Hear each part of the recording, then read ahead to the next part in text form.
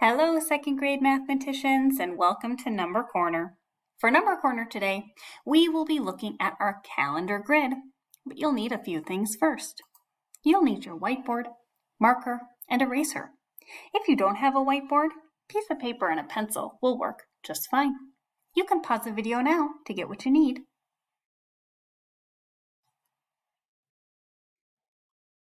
Now, what we're doing today in our calendar grid is we're reading and interpreting graphs.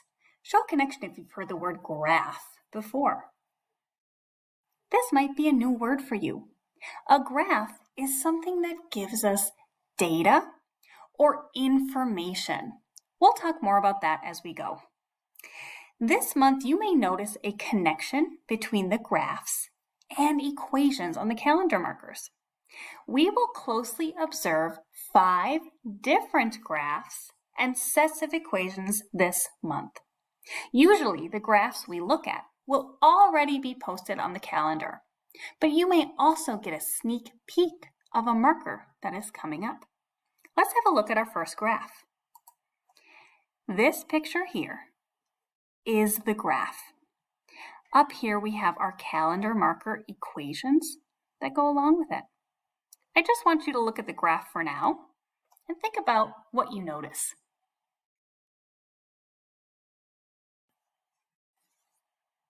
Now, you may have noticed a few different things.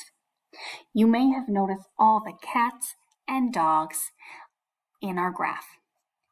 You may have noticed the labels at the bottom that say dogs and cats. There's another label over here that says students. Show a connection if you notice the labels. You may also have noticed some numbers going up the side on each row. You may also have noticed it says title right on the top. These are great things to observe. One thing I want to tell you about this graph is that it's a certain kind. We have 2 really big different kinds of graphs that we're going to look at. One of them is called a bar graph. We'll talk about that later. This graph is called a picture graph. A picture graph is a graph that uses pictures or symbols to show frequency of data. That's how often we're getting the same information. So we're thinking about how many cat pictures we see and how many dog pictures we see. We'll talk more about that as we go. Now, when we have a graph, we're usually asking a question to get the data or the information we put on the graph. So I want you to look at this graph and think, what could someone be asking? What does someone want to find out when they give a survey like this? A survey is something asking what you like best, or what your favorite something is, or what your favorite thing to do on the weekends is. You're trying to get information. What's the information we're trying to get in this graph?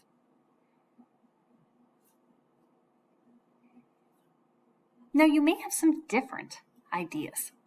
A few ideas you might have could be, well, what do you like better, dogs or cats? I know that because I have 2 choices of dogs and cats. That has to be something related to the question. You may have been thinking, do you have a dog or a cat? Well, that could be the question too, because I have both dogs and cats. You may also have been thinking, would you rather have a dog or a cat for a pet? These are all really good questions because they take the information from our graph. It's all about dogs and cats and students. Students, dogs, and cats are all involved. Now, I want you to get out your whiteboards and markers now. This is where you're going to need them because I want you to write an equation for me. I want you to look at all the dogs and all the cats that we have. And I want you to think about how many students participated in this survey.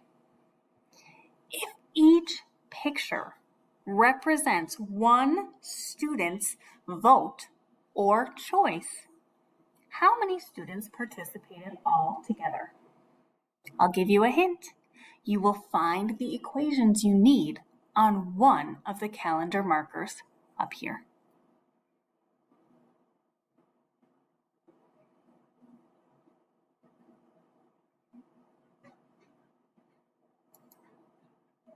Now, if you were thinking, I see 6 dogs on the left side and 4 cats on the right side. The equation must be 6 plus 4 if one dog represents one student. Great thinking.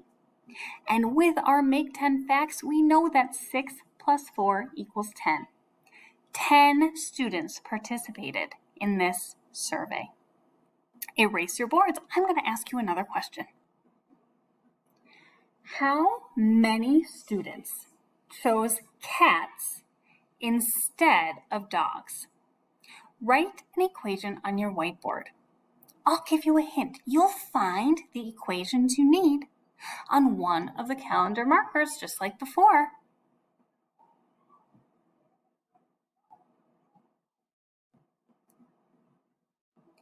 Now you may have written an equation that looks like this. 10 minus 6 equals something. We can write that equation because we know 10 students participated in this survey. We're trying to find out how many chose cats instead of dogs. If we have 10 altogether, well, we know 6 students chose dogs. 10 minus 6 equals 4.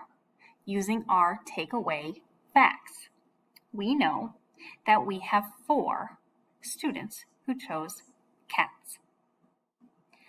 Now, what I'd like you to do next is erase your boards. And I want you to solve these last 2 equations that we haven't used yet. Solve the equation on our calendar marker for the 4th and for the 5th. Take a moment to solve those.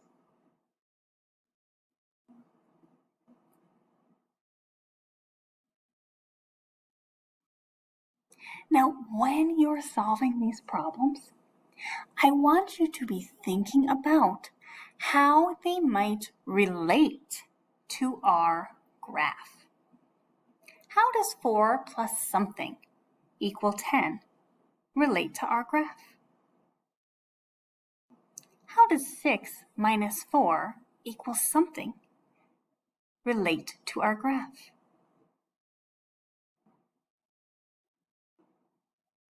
Now, we'll come back to these questions with the next graph we look at. I just wanted to get your mind thinking about how all of our equations relate to each graph. Now, there's one more thing I want you to be thinking about before we jump into Seesaw.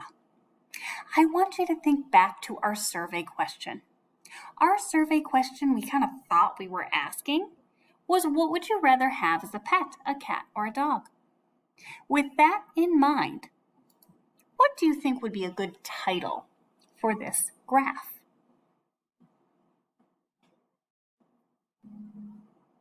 Now, you may have a few different ideas, but one you might have thought of would be choices for a pet.